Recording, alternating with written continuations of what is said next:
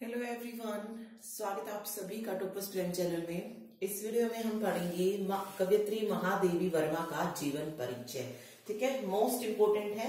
ठीक है, हिंदी में महादेवी वर्मा बहुत इम्पोर्टेंट है। इनके जो साहित्य मतलब जिस चीज की भी इन्होंने रचना की वो सारी चीजें जो है इम्पोर्टेंट है। ओके, देखिए अगर हम बात करें तो ये किस काल की आती है। पहली बात तो यही आता है कि महादेवी वर्मा जो थी वो किस काल की कवि मानी जाती, कवयित्री मानी जाती हैं, तो वो आधुनिक काल की मानी जाती हैं। ठीक है, कौन से काल की? आधुनिक काल की कवयित्री जो है मानी जाती हैं। ओके, इसके अलावा सत्याग्रह आंदोलन के दौरान कवि सम्मेलन में प्रथम पुरस्कार जो प्राप्त करने वाली महिला थी वो कौन थी? महादेवी वर्मा ही थी। ओके, इनका जन्म देख लेते हैं कि जन्म जो था इनका हुआ था 26/3/1907 में। ठीक है, 26 मार्च 1907 को इनका जन्म हुआ था फर्रुखाबाद उत्तर प्रदेश में। ठीक है, तो आपने देखा है हमें ज्यादातर जितने भी जीवन परिचय पढ़े हैं उन सभी का जन्म यूपी में ही हुआ है। किसी का काशी में, किसी का वाराणसी में, किसी का बस्ती जिले में। तो ज्यादातर जो भी हमने पढ़ा है उन सभी का जन्म कहां पर हुआ है? यूपी में हुआ। तो ये बात तो आप याद रख लीजिए, जो भी मेन हमने पढ़ा है उनका जन्म यूपी में कहीं ना कहीं किसी जगह पर हुआ है। ओके, उत्तर प्रदेश का एक साहू परिवार था, वहां पर जो था इनका जन्म हुआ था महादेवी वर्मा का, फर्रुखाबाद में। ठीक है, इनके पिता का नाम जो था गोविंद प्रसाद वर्मा था, गोविंद प्रसाद वर्मा, और ये लेखिका और कवयित्री दोनों ही थी। ठीक, 11/9/1987 इनकी डेथ हो गई थी। ठीक है, और मेन जो अवार्ड इन्हें दिया गया है वो दिया गया है पद्म विभूषण। कौन सा अवार्ड दिया गया है? पद्म विभूषण जो है इन्हें दिया गया है। ओके, इनके जो पिता थे गोविंद प्रसाद वर्मा क्या थे? एक वकील थे, और माता जो थी हेमरानी देवी वो भी कवयित्री थी। ठीक है, जो माता थी इनकी हेमरानी देवी वो भी क्या थी? कवयित्री थी। कृष्ण जी की भक्त थी वो। ठीक है, तो ये चीजें बस याद रखिए इनके बारे में। चलिए, इन्हें जो था बचपन से ही लिखने का शौक था, और 7 वर्ष की आयु में ही जो था इन्होंने लिखना शुरू कर दिया था। ओके, चलिए ये नहीं पढ़ते हैं कि कब लिखना शुरू किया है, इनकी शिक्षा कहाँ हुई, क्योंकि ये सब नहीं पूछा जाएगा। तो इनके जो हम काव्य संग्रह पढ़ते हैं महादेवी वर्मा की, जो मुख्य काव्य संग्रह इन्होंने लिखे। ठीक है, चलिए काव्य संग्रह देखते हैं। देखिए जो इंपॉर्टेंट है वो देख लेते हैं। दीपशिखा, नेक्स्ट है नीरजा,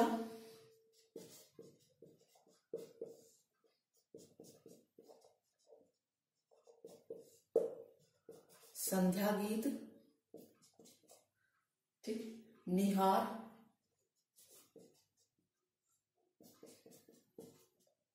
रश्मि, प्रथम आयाम,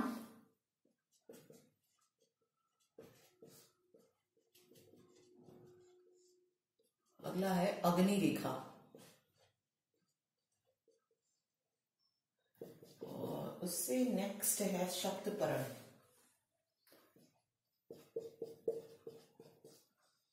ये इनके मुख्य काव्य संग्रह हैं जो इन्होंने लिखे हैं। दीपशिखा, नीरजा, संध्या गीत, निहार, रश्मि, प्रथम आयाम, अग्निरेखा और शक्तपर्ण। ठीक है, बस यही है इनके मेन काव्य संग्रह, सिर्फ इनको आप याद रखिए। ओके, चलिए अब पढ़ते हैं पुरस्कार, कौन कौन से पुरस्कार जो है इन्हें दिए गए हैं। ठीक, मैंने बताया पद्म विभूषण दिया गया है, तो वो क्यों इंपॉर्टेंट है? क्योंकि वो इन्हें इनकी मृत्यु के बाद जो था दिया गया था। तो मरणोपरांत जो महादेवी को अवार्ड दिया गया, पुरस्कार दिया गया, वो कौन सा था? मरने के बाद दिया गया था पद्म विभूषण। ठीक है, इसीलिए ये इंपॉर्टेंट है। ओके, चलिए इसके अलावा इन्हें और कौन कौन से जो थे पुरस्कार मिले थे? सबसे पहला था पद्म भूषण। पद्म भूषण पुरस्कार इन्हें दिया गया।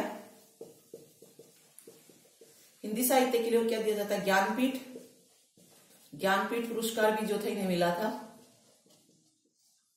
ठीक है। और साहित्य अकादमी अनुदान पुरस्कार, साहित्य अकादमी अनुदान पुरस्कार, ये भी जो था इन्हें दिया गया था। ओके, इसके अलावा से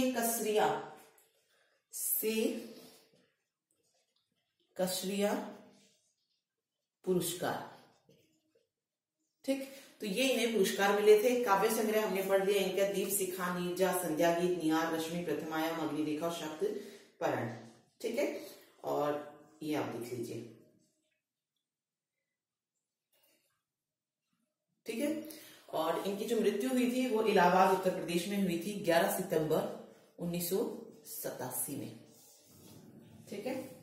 चलिए, मेन इसमें याद रखिए मरणोपरांत जो था इन्हें पद्म विभूषण दिया गया था। उसके अलावा पद्म भूषण, ज्ञानपीठ, साहित्य अकादमी अनुदान पुरस्कार और सी कसरिया। एक आई थिंक एक क्वेश्चन जो था ग्राम सचिव में